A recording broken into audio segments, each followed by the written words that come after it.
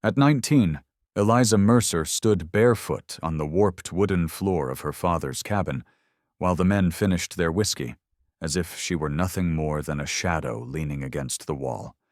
Her wrists wrapped tight around themselves, her eyes fixed on a dark knot in the timber, because looking up meant seeing the moment her life was being weighed and traded like something already used up. And when the final bottle slid across the table and the deal was sealed with drunken laughter, her father did not look at her even once, not in shame, not in regret, not even to say goodbye. She did not cry when the men pulled her coat into her hands and told her to move, because crying had never stopped anything before, and the road outside the cabin swallowed her small figure as quickly as it had swallowed every promise she had ever been given. Hours later, the wagon jolted to a stop at the edge of a lonely stretch of ranchland, the driver impatient to unload what he'd been paid to deliver, and Eliza stepped down into frozen dust with nowhere left to belong, the bottle already half empty behind her, the laughter fading with every turn of the wheels that carried her past life away without her.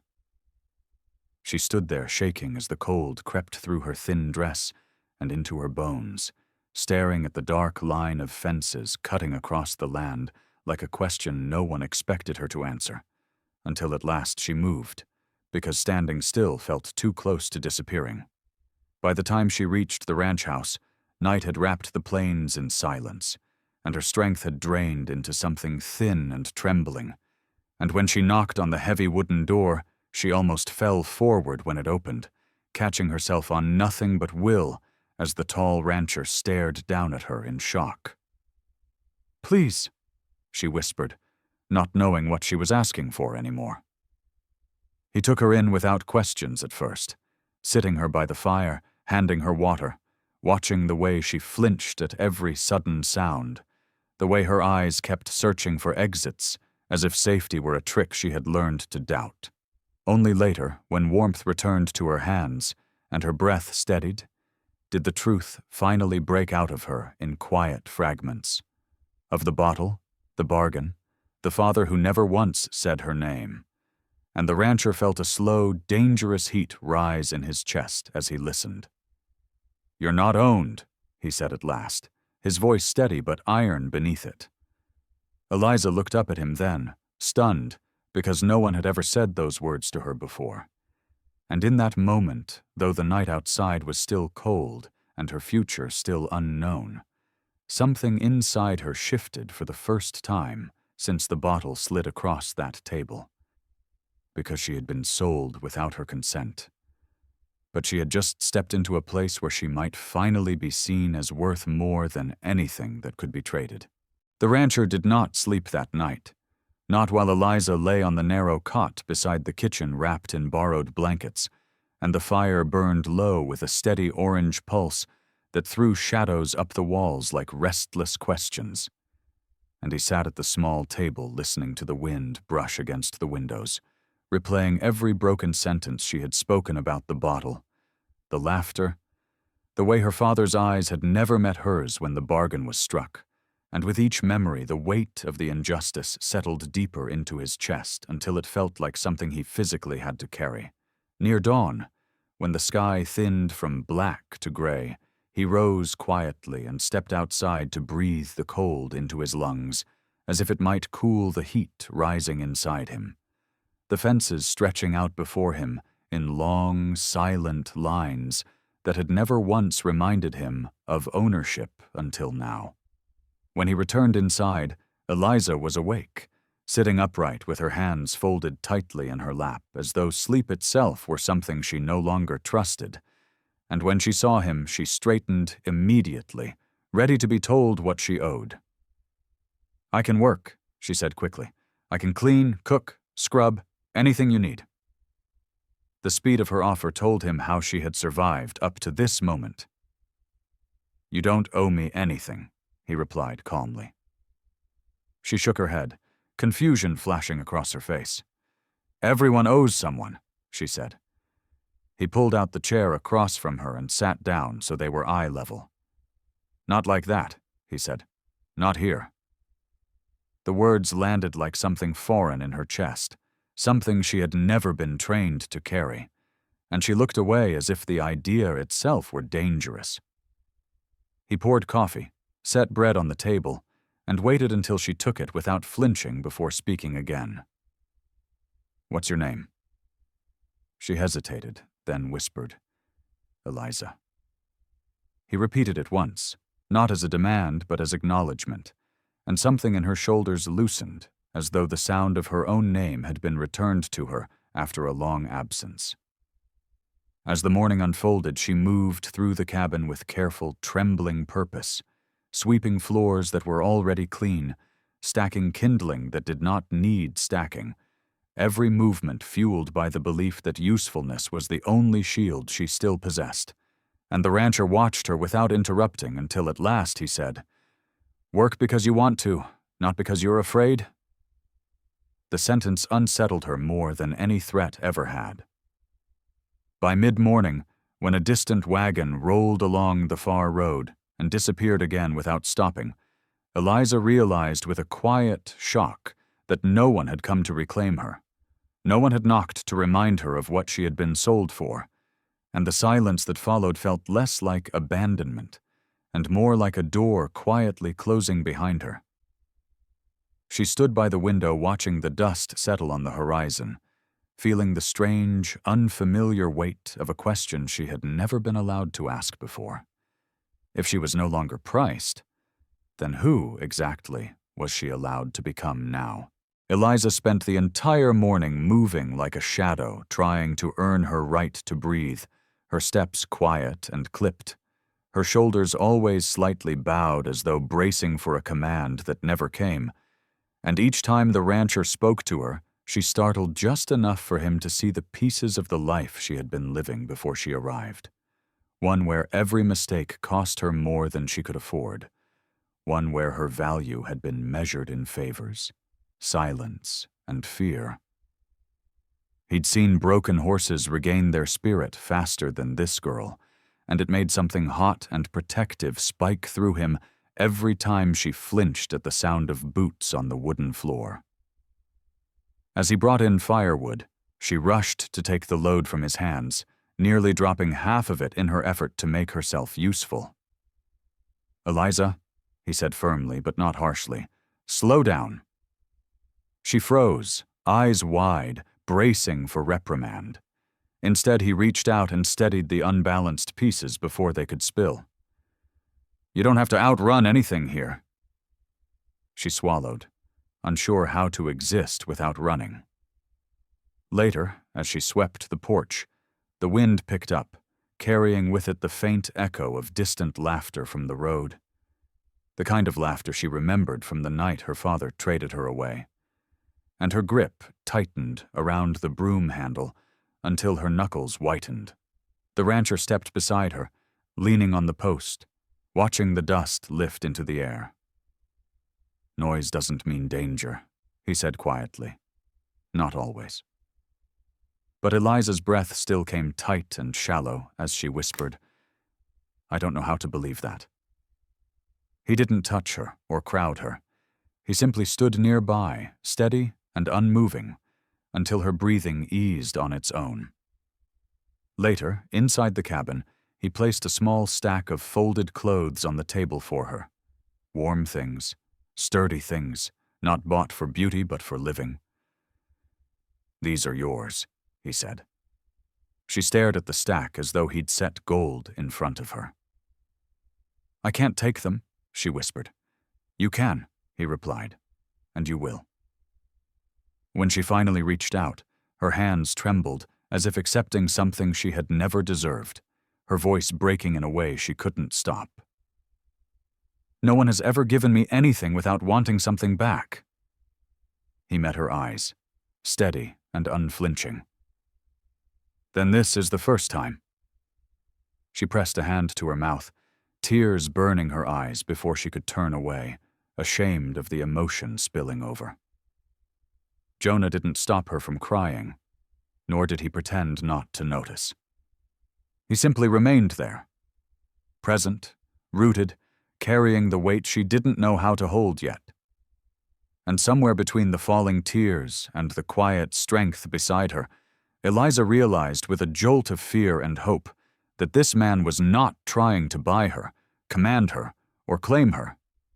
He was giving her back something she had lost long before the bottle slid across that table: her worth. The quiet that settled over the ranch in the afternoon should have felt peaceful, but to Eliza it felt dangerous in the way still water once had when she was a child. Beautiful on the surface, hiding depths she had learned not to trust. And she moved from room to room with careful intention, folding and refolding the same cloth, pausing at windows she had already looked through, her mind drifting back despite every effort to remain in the present. She kept seeing the bottle slide across the table, hearing the careless laughter that followed, feeling the way her father's silence had landed heavier than any word. And the harder she tried not to think of it, the more the memory pressed in like cold through thin walls. When the rancher returned from checking the far fence, he found her standing rigid near the doorway, her eyes fixed on the horizon as though she were waiting for something she feared and expected at the same time. "You're shaking," he said quietly. Eliza startled, then looked down at her hands as if seeing the tremor for the first time. "Sometimes my body remembers before I do," she whispered. He nodded, understanding more than she had explained. "Memory doesn't mean it gets to decide what happens next," he said. The words were steady, but she struggled to believe them. Later, while the late sunlight stretched long and golden across the yard, a wagon passed on the distant road, its wheels creaking in a way that sounded too familiar, and Eliza's chest tightened instantly, her feet shifting as if ready to run without any direction at all. The rancher did not grab her or block her path. He simply stepped into her line of sight and said her name once, calmly. The sound of it cut clean through the panic, anchoring her where she stood. "I thought they might come," she admitted weakly after the wagon passed without slowing. "For what?" he asked. The question stunned her. After a long pause, she answered, "For what they think they bought." His jaw tightened. "No one owns you," he repeated, slower this time. "Not yesterday. Not today. Not ever." The certainty in his voice unsettled something deep inside her, because certainty had never been given to her without condition before. As evening approached, she surprised herself by asking, "Why are you doing this?" He didn't answer right away. He set down his tools, brushed dust from his hands, and looked at her not as a burden or a bargain, but as a person standing in front of him. "Because I know what it's like to be reduced to what someone else needs you to be," he said finally. She searched his face for the hidden price behind the words, and found none. That frightened her more than cruelty ever had. As night drew closer and the sky deepened into indigo, Eliza sat on the edge of the porch with the borrowed blanket pulled tight around her shoulders, the ranch quiet around her, and for the first time since she'd been sold, she felt not the urge to flee, but the terrifying question of what it might mean to stay. That night, after the last light faded from the sky, and the ranch settled into a silence so complete it felt like the world had finally exhaled, Eliza lay on the narrow cot, fully dressed with the blanket pulled up to her chin, her eyes wide open in the dark, as her body waited for the moment safety would be proven false. The way it always had before, and every small sound, the soft pop of the fire, the distant shift of boards in the cooling night, even the wind pressing gently against the walls, felt like a test she had been trained to fail.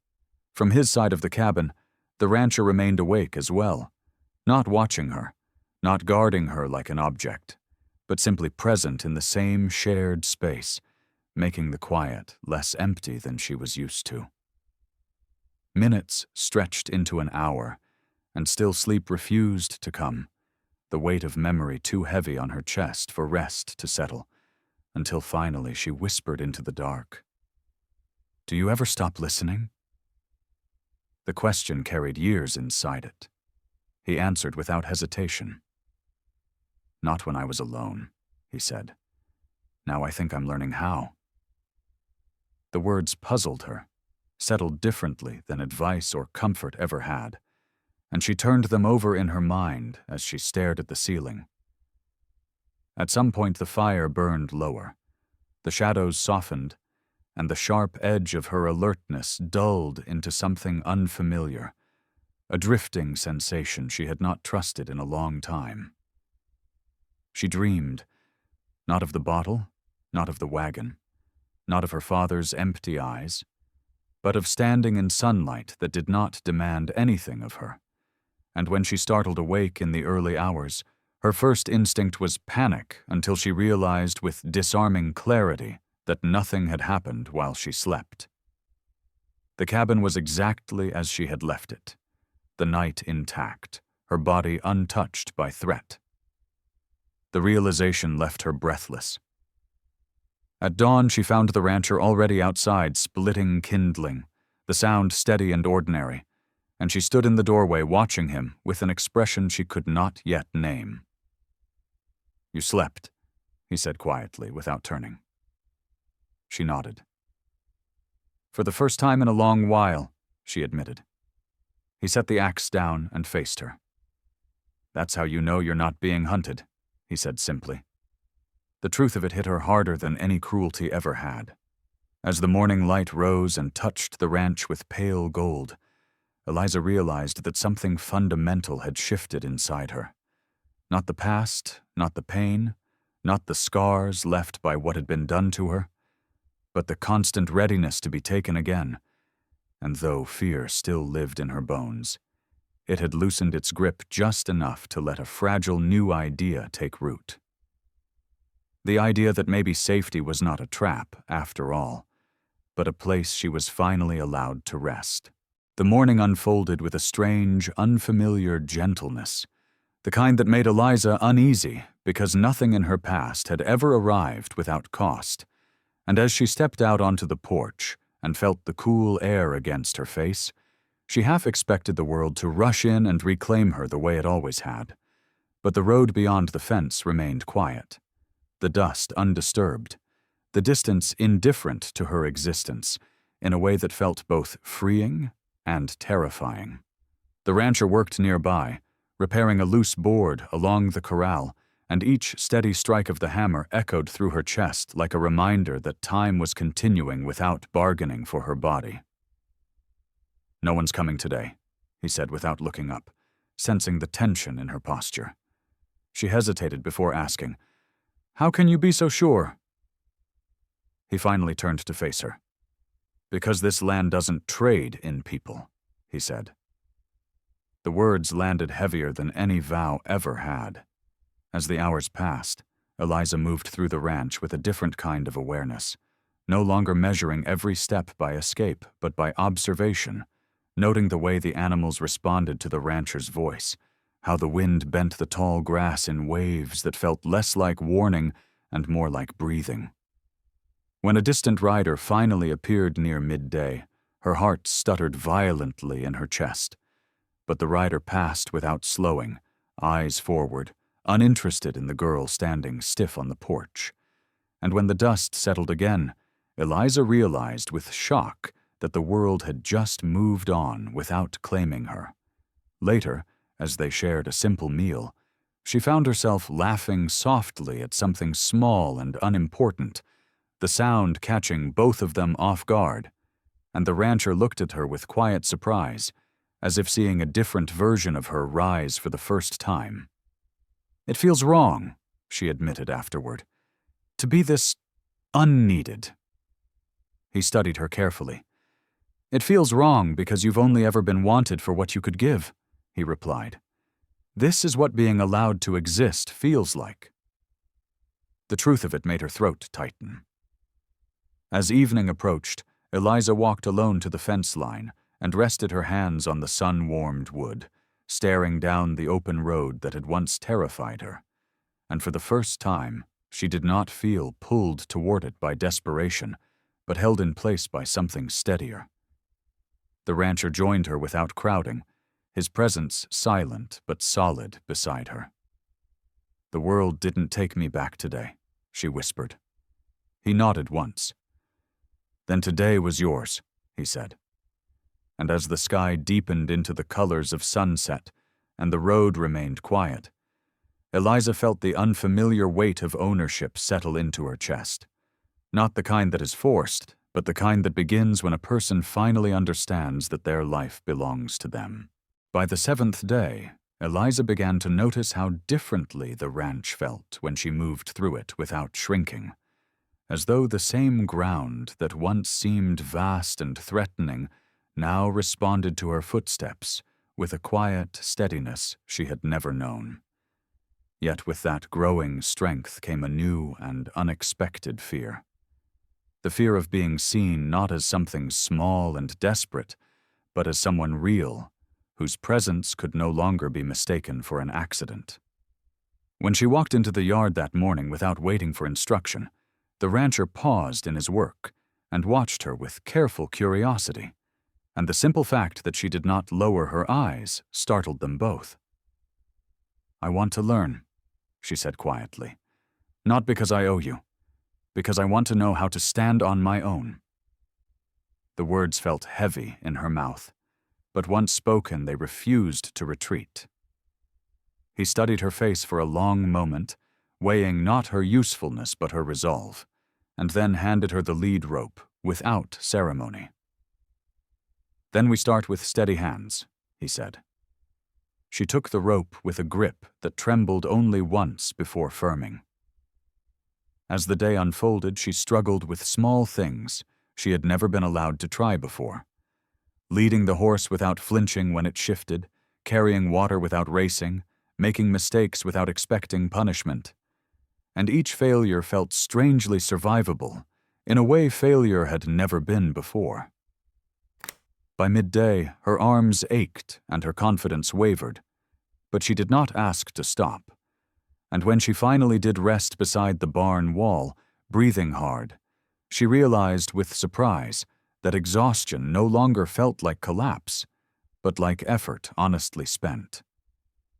Yet as the sun began to sink, the faint sound of voices drifted in from the far road, unfamiliar men passing through, and the old instinct flared inside her without warning, her body tensing to disappear, to become less visible than the dust beneath her boots. The rancher noticed instantly and stepped closer, not in front of her but beside her. "You don't have to vanish," he said under his breath. The words struck her with the strange weight of permission. She drew a breath that shook through her chest and remained standing even as the riders passed within view, their glances casual and unknowing. And when they were gone, she realized her hands were trembling, not with fear alone, but with the effort of having stayed. "It costs something," she admitted. "To be seen," he nodded. "Everything worth keeping does." And in that quiet understanding, Eliza felt the fragile beginning of a new truth take shape. The truth that reclaiming her worth would not only require safety, but the courage to remain present in the light, even when hiding had once been the only way she knew how to survive. The change in Eliza did not arrive as a sudden transformation, but as a series of quiet rebellions against the person she had once been forced to become.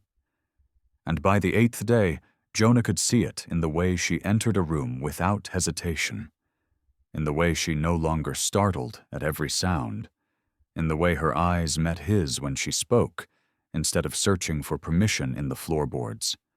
Yet the most difficult change still waited ahead of her. The choice to use her own voice when silence had once been the only thing that kept her safe. That afternoon, as they worked together near the barn, she stopped suddenly and asked a question she had been holding back since the night she arrived. "Why didn't you send me away when you heard what my father did?" The words fell into the open air and hung there like something fragile and exposed. Jonah did not answer right away. He leaned on the fence and looked out at the land before him, then back at her. "Because what he did doesn't get to define what you deserve," he said simply. The truth of it hit her so hard she had to look away, her throat tightening as she realized no one had ever separated her identity from her past before. Later, as the sun dipped low and painted the ranch in long amber shadows, Eliza surprised herself by telling him more. Not everything, not all at once, but pieces she had kept buried for years, because speaking them aloud once would have meant surviving them twice. And Jonah listened without interruption, without anger that overshadowed her words, without rushing her to the end of the story. And in that steady listening, she felt something lift that she had been carrying alone since childhood. "You don't have to carry that here," he said quietly when she finally fell silent.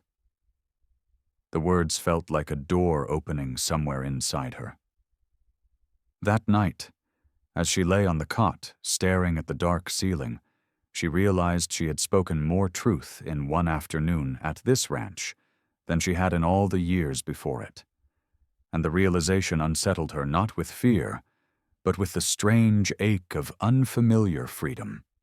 The silence in the cabin no longer felt like something that waited to swallow her words, but like a space that was finally wide enough to hold them.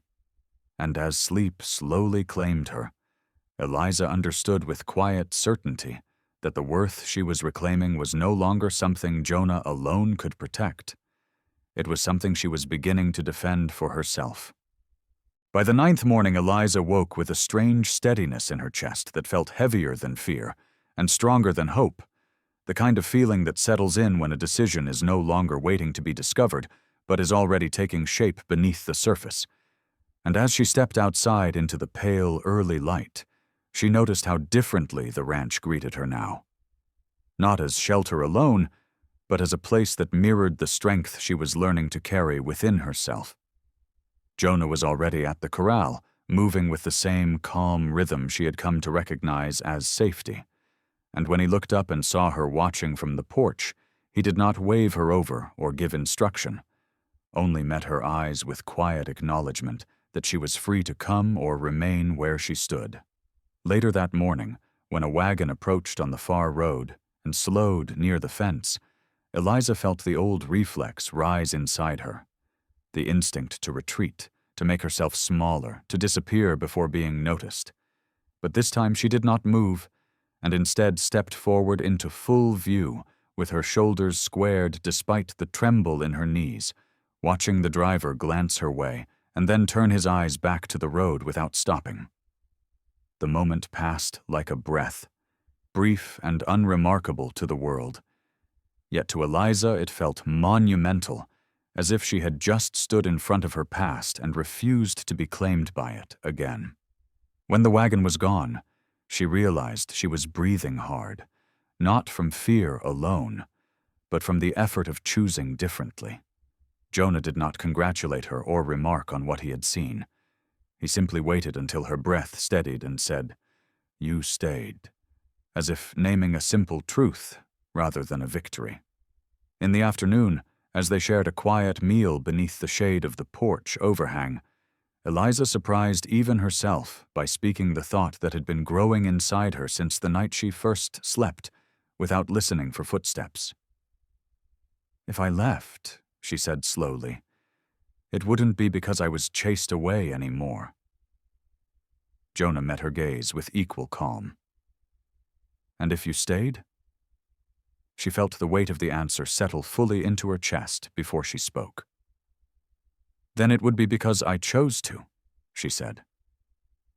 The distinction felt like the final chain breaking loose inside her. As the sun leaned toward evening and the ranch fell into its familiar quiet, Eliza walked alone to the fence where the road stretched open and unchallenged, resting her hands on the weathered wood not with longing but with clarity, and when she turned back toward the cabin she did so without hurry, the last shadow of being owned finally falling away as she carried herself forward, not as something traded, but as someone who had reclaimed the right to decide what her life would be. The 10th morning arrived wrapped in a quiet that felt earned, not imposed, the kind of stillness that comes after something inside a person has finally settled into place. And Eliza stepped onto the porch with her shoulders back, and her chin lifted not in defiance but in ownership of the space she now occupied, watching Jonah move through the yard with the same steady care he always had, but seeing him differently now, not as her rescuer alone, not as a guard at the edge of her fear, but as the man who had given her the room to become herself without demanding a single thing in return. She joined him without hesitation, walking at his side not as a shadow but as a presence that no longer needed to shrink to survive. And when he glanced at her, he saw the difference instantly in her eyes, a calm certainty that had replaced the wary question that once lived there. "The road feels far today," she said quietly. Jonah nodded. "That's how you know you're not living on it anymore." The truth settled warmly between them as the day unfolded in simple tasks that now felt like choices instead of conditions. And when a rider passed along the distant fence without slowing, Eliza did not flinch or follow the movement with anxious eyes. She simply kept working, her life no longer held hostage by the direction of someone else's path. Later, as the sun lowered and painted the sky in gold and ash, she stood at the edge of the property one last time and allowed herself to remember the girl who had stood barefoot on a cabin floor while a bottle slid across a table in place of her future. And the memory no longer crushed her with shame or rage. It only reminded her how far she had climbed back to herself. Jonah joined her at the fence and waited, not filling the silence, trusting the words to come when they were ready. "I didn't come here to be saved," Eliza said at last. "I came here to learn my own worth." Jonah met her gaze with the same quiet steadiness that had never once faltered. "And now?" She breathed in slowly, the last weight of her past loosening its grip with that single breath. "Now no one gets to put a price on me again." The words were not spoken in anger, but in truth. And in that moment, the last invisible chain fell away without ceremony. As dusk gathered and the ranch settled into its familiar evening rhythm, Eliza returned to the porch and took her place beside Jonah, not because she had nowhere else to go, but because she chose to stand there, and the life that stretched before her no longer looked like something to be feared or escaped, but something she was finally strong enough to build with her own hands. The world would go on trading what it always had: goods, land, promises, but it would never trade her again, because her worth no longer belonged to anyone who could measure it in bottles, bargains, or silence. And as the stars emerged quietly above the open land, Eliza Mercer stood rooted in a future she had reclaimed piece by piece, no longer sold, no longer waiting to be chosen, but finally and fully choosing herself. If this story touched your spirit, share it so that the voices of the ancestors are never forgotten. Like and subscribe to Native American Tales, where every time we bring you another cinematic legend, where pain meets purpose,